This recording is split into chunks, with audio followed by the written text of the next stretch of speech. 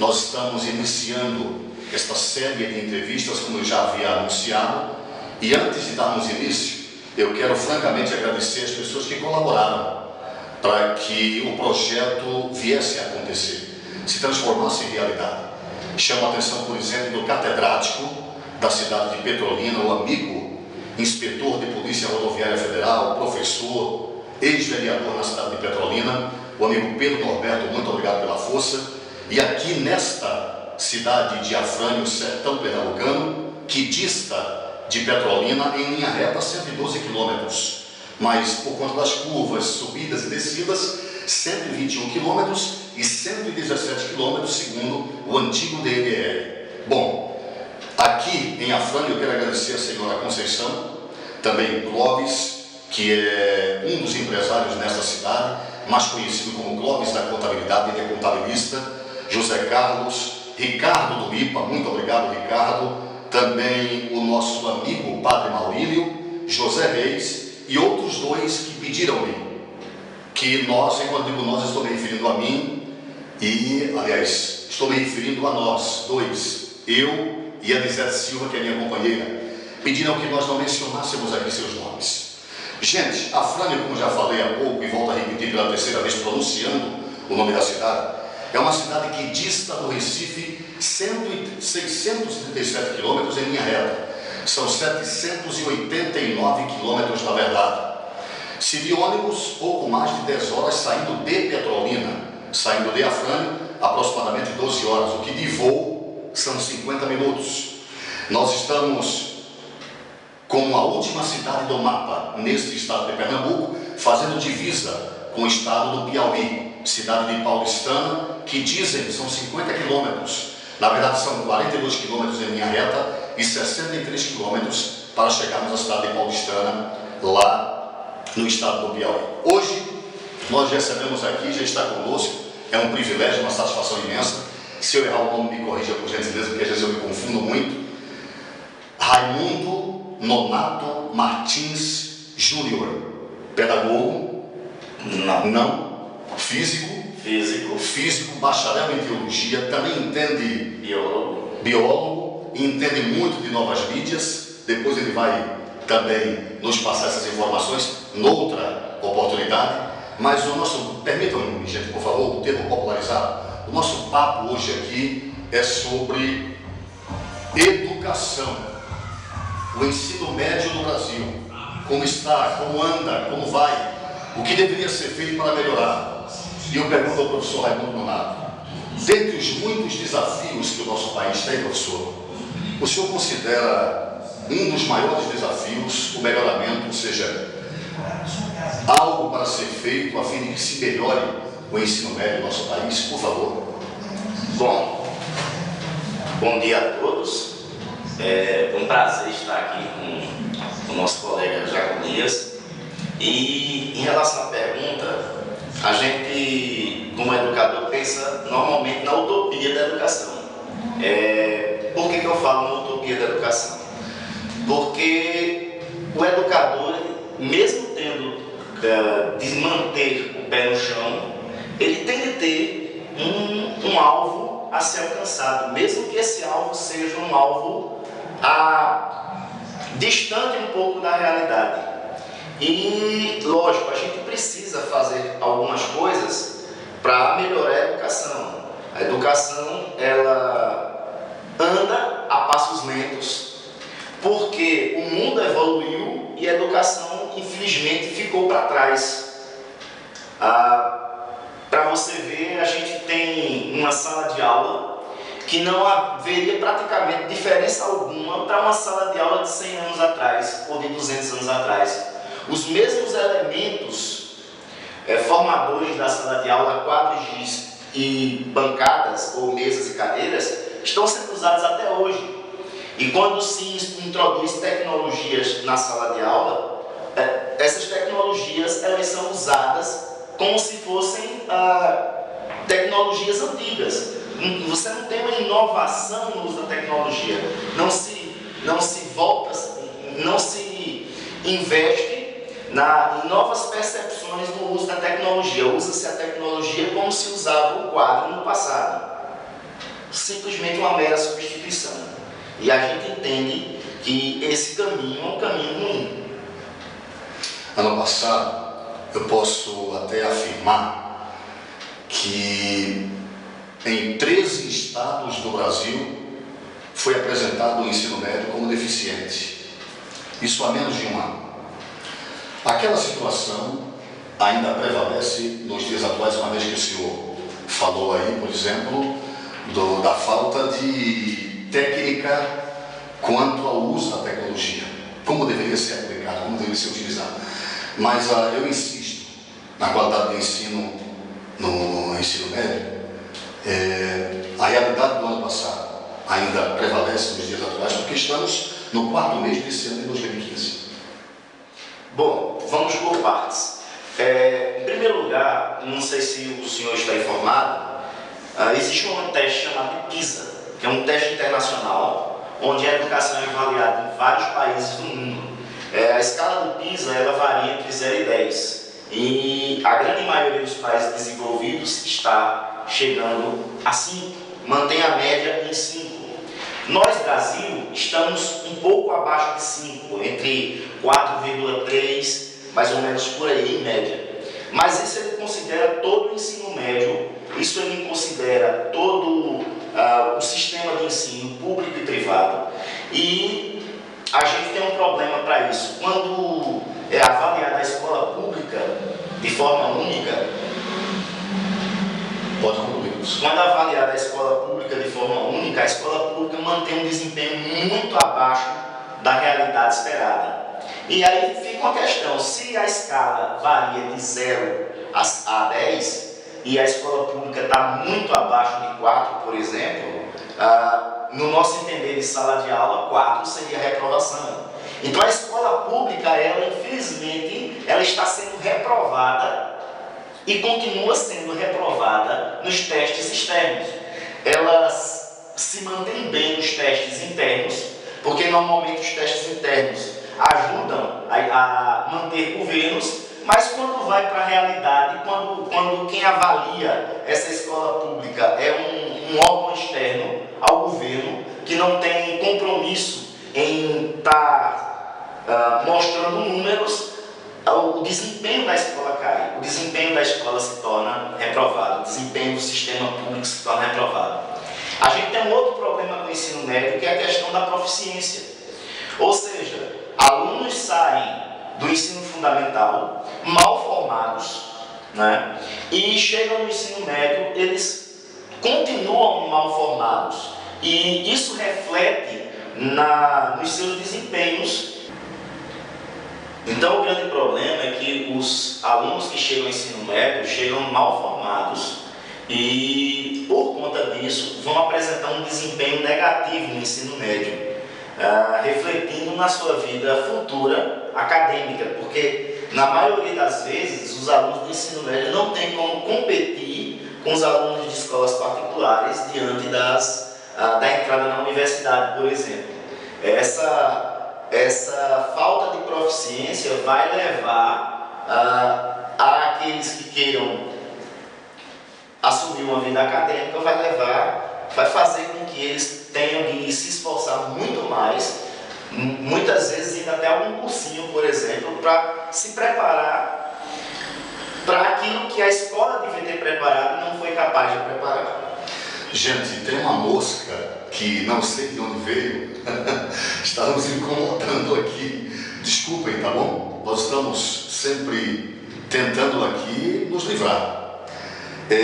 Professor, então, não é a etapa escolar que mais tem problema no ensino médio.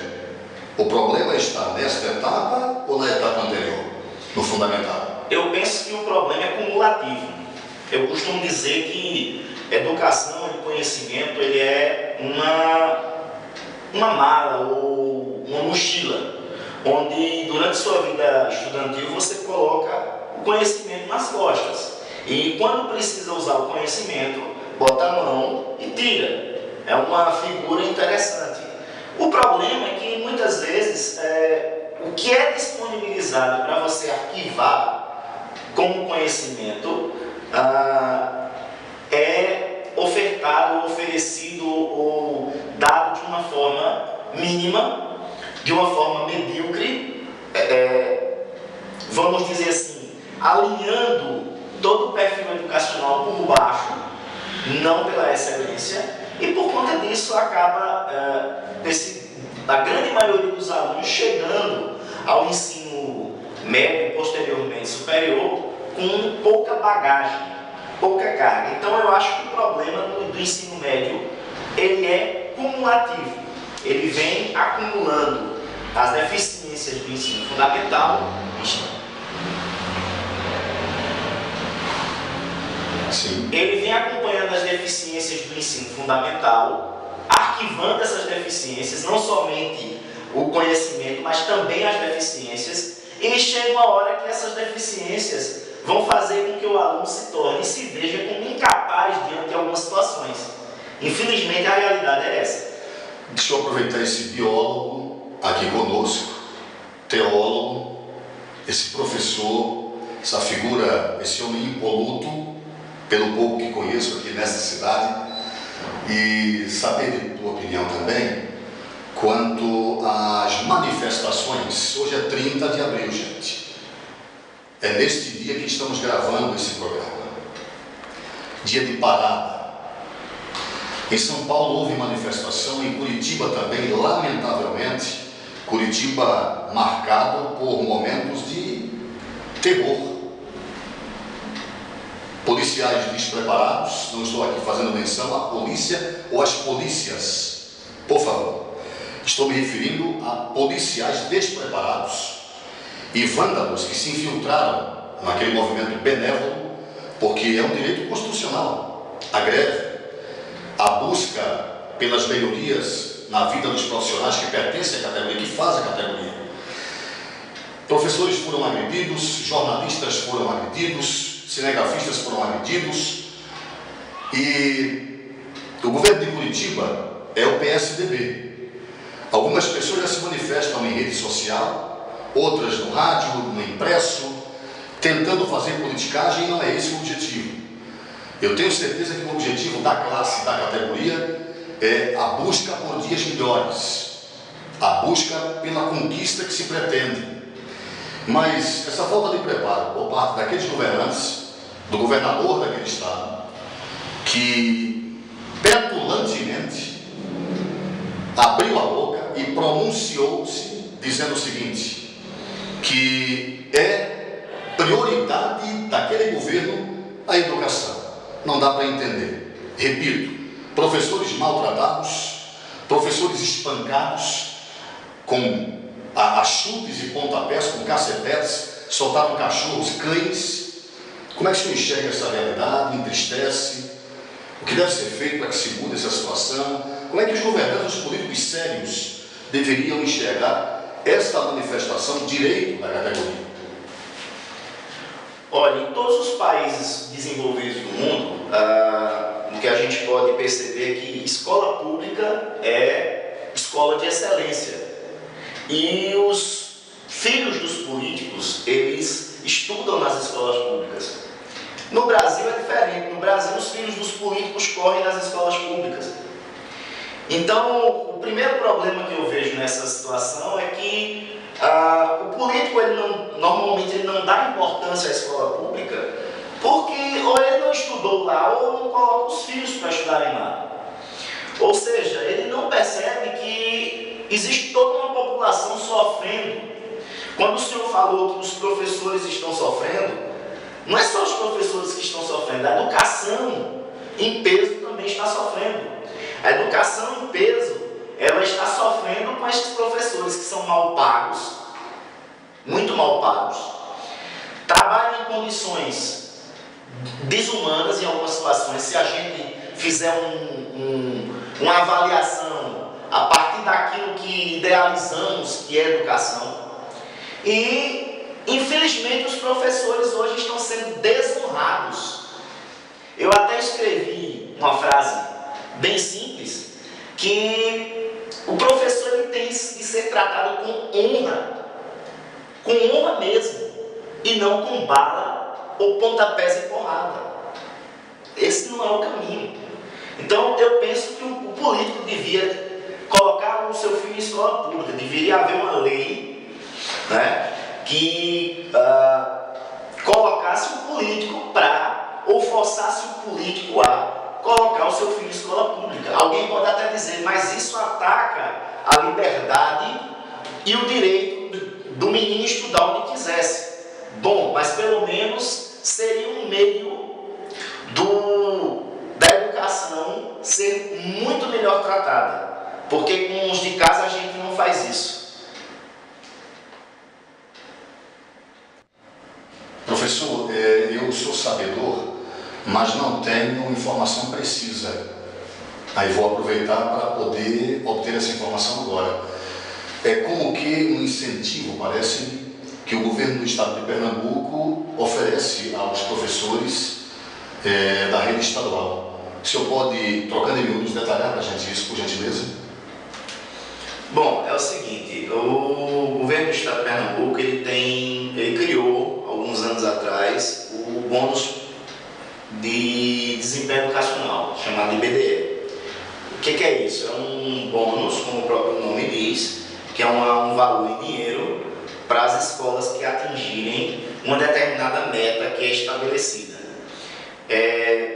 Como é que funciona, mais ou menos? Vamos supor que uma escola tem uma meta de atingir na sua pontuação, na sua avaliação final, uma pontuação de 3, né? Por exemplo, que de certa forma é uma pontuação baixa. Se essa escola atingir essa pontuação, ou seja, alcançar a meta, todos os funcionários daquela escola, ao final do trâmite da avaliação, eles receberão uma quantidade de dinheiro como uma gratificação, uma recompensa por ter alcançado aquele desempenho. Positivo isso? De certa forma é positivo, mas como todo lado positivo existe um lado negativo, porque dada a nossa condição financeira de país, muitas vezes os professores acabam usando esse bônus simplesmente como meta a ser alcançada. Não olha os elementos educacionais que são envolvidos, por exemplo, que é o aprendizado do aluno. Esse modelo, de certa forma, ele foi tirado do sistema educacional norte-americano, se não me falha a memória, mais precisamente do sistema de Nova York, e alguns poucos estados que usaram esse sistema, e pelo que eu fui informado, não sei precisar a fonte, lá eles já abandonaram esse modelo de sistema, mas o modelo de avaliação continua, porque a avaliação ela ajuda a você perceber, por meio de comparações, se o seu desempenho este ano tem sido melhor ou superior ao ano passado e vice-versa, né? E assim a escola continua andando. Amigas, amigos, vocês lembram, tenho certeza, o professor também lembra, faz mais ou menos 12 meses, foi notícia em todo o Brasil, telejornalismo, no impresso, rede social, no rádio, nos meios de comunicação. O Ministério da Educação anunciou faria uma reforma no ensino médio. Se fez, não sei. Se deixou de fazer, também não vou aventurar-me aqui a afirmar. A reforma que o Ministério prometeu faria, qual seria? Mas deixemos o Ministério de lado. Eu quero saber a opinião do senhor como educador, como professor. O que deveria ser feito para... Ontem nós falávamos, dia 29 aqui em particular, e eu falei para o senhor que eu queria descobrir onde é que estava o câncer, né? O que deve ser feito para que esta triste realidade seja modificada no Brasil? Quais seriam as medidas a serem tomadas? O ensino no Brasil, não sei se o ensino ou outra coisa que eu não sei aqui colocar, grita por socorro, e até o presente momento nós não vemos nada sendo feito para que na prática surta um efeito que nós esperamos seja feito e surtir o efeito que a gente espere, né? Então, na opinião do professor, o que deve ser feito para sanar esta triste situação, para sarar essa ferida e nós obtermos resultados mais positivos quanto ao ensino médio? Bom, eu poderia pontuar dois extremos. A gente está em um desses extremos. Uma das propostas que se fala é na unificação do ensino médio, ou seja, todo o Brasil, né, passar a ter o mesmo currículo. Esse é um extremo, nós estamos no meio desse extremo, e essa proposta tenta igualar, vai investir naquilo que é fruto das próprias potencialidades do aluno, ou seja, a escola descobre quais são as necessidades do aluno, quais são os potenciais do aluno, quais são as habilidades que esse aluno pode desenvolver e trabalha em cima disso. As outras coisas virão com o aprendizado no cotidiano. Porque, por exemplo, vou pegar aqui como exemplo a Escola do Porto, que é uma escola de Portugal, onde é muito famosa por esse sistema que prioriza as habilidades dos alunos. Não tem sala de aula nessa escola. Aí você diz, não, mas como assim não, os alunos não aprendem? Aprendem porque muitas vezes eles estão estimulados pelos próprios colegas a aprender determinados conhecimentos que eles não teriam. Ou que se estivesse sendo apresentado naquela forma tradicional, quadro de giz e cadeira, quadro de saliva e cadeira, tem a saliva no meio da história, talvez ele não aprendesse, talvez fosse maçante e cansativo para ele. Então, eu penso que o sistema onde o aluno é valorizado em suas habilidades seria muito mais adequado para o conhecimento. Eu vou te fazer duas perguntas, transformá-la em uma, para que a seguir tu faças as tuas considerações finais. Vou voltar ao ano de 2014 porque necessário se faz. Ano passado foi notícia também que de cada 100 estudantes, 25 abandonaram os estudos. Acredito que faltou estímulo, é uma visão particular. E a outra pergunta é: o que deve fazer o professor, por exemplo, que se formou há 2 décadas, para que possa se encontrar na sala de aula, acompanhando o processo evolutivo? O que você falou no início, como usar a tecnologia. Aí vai depender do interesse do profissional, do educador, do professor, buscar se adequar, buscar o conhecimento para poder usar a tecnologia, e se procede de cada 100 alunos, 25 haverem abandonado a sala de aula ano passado. Bom, eu não saberia dizer se de 100, 25 saem da sala de aula, abandonam a sala de aula, mas o abandono existe e a gente pode dizer que é uma quantidade considerável. O que eu vejo como razão para esse abandono são aquelas razões de sociedade. Muitas vezes eles têm, a grande maioria são forçados a trabalhar, por exemplo. Nós não estamos falando aqui de adolescentes. Normalmente os adolescentes eles não desistem. Existe algum caso raro, mas entre adultos, entre aqueles que estão com seus estudos atrasados, isso é bem mais comum do que a gente pensa. E muitas vezes eles são criticados por conta disso, mas ninguém sabe a dor que há em ter de abandonar os estudos para poder trabalhar. Muitas vezes para sustentar uma família que se iniciou na adolescência, por exemplo. Até mesmo por falta de estrutura social.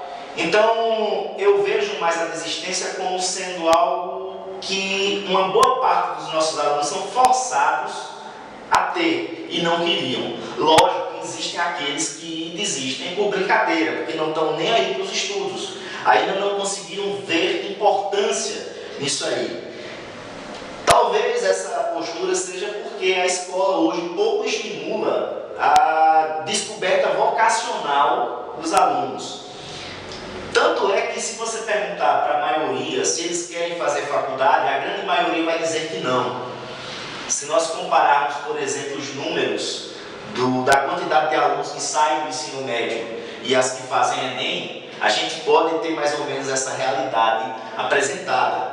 Porque a grande maioria não quer continuar os estudos, alguns por serem forçados a não continuar e outros porque simplesmente não têm expectativa de vida nenhuma. Eles não têm, não conseguem perceber como é que aquele conhecimento adquirido ao longo dos anos poderia ajudá-los a ter uma vida melhor futura. Além disso, não conhecem profissões.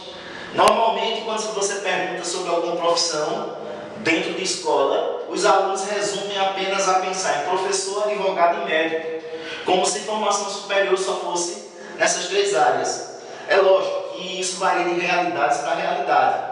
Em uma cidade mais avançada, mais populosa, pode ser que essa resposta não seja a mesma, mas em cidades pequenas, normalmente essas três profissões que são em voga. Então, outras profissões como engenharia não são nem pensadas porque talvez não sejam nem percebidas, né? Não existe estímulo vocacional para isso aí. Em relação à segunda pergunta, a gente percebe que o professor continua sendo tradicional. Por mais que ele tente mudar, ele continua sendo tradicional. Quadro, giz, saliva e bancada. Não tem outra coisa. Quando aparece alguma situação onde é necessário o uso de tecnologias na escola, ele não sabe o que fazer com essa tecnologia ou usa a tecnologia da mesma forma apresentativa que ele usa o quadro giz. Não tem inovação. E por que não tem inovação? Por dois motivos. Primeiro caso, a universidade não trabalhou isso com o professor, porque, como o senhor disse, a grande maioria é formada de 20 anos atrás, e não tinha esse tipo de conhecimento nas universidades. As universidades não forneciam esse tipo de conhecimento.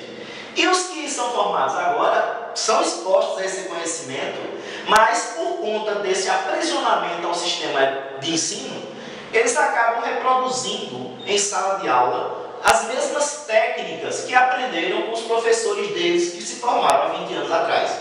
Então, eu penso que existe a necessidade de formação, existe a necessidade do próprio professor fazer na sua sala de aula um campo de pesquisa e existe a necessidade de transformar aquilo que para ele é um lazer em meio de adquirir conhecimento. Eu conversei com o professor Raimundo Nonato Martins Júnior. Agradeço a todos vocês, muito obrigado, professor, muito obrigado. Espero tê-lo em outra oportunidade aqui novamente. E estou disposto a vir quando o senhor precisar, basta só chamar. Muito obrigado. Obrigado, gente.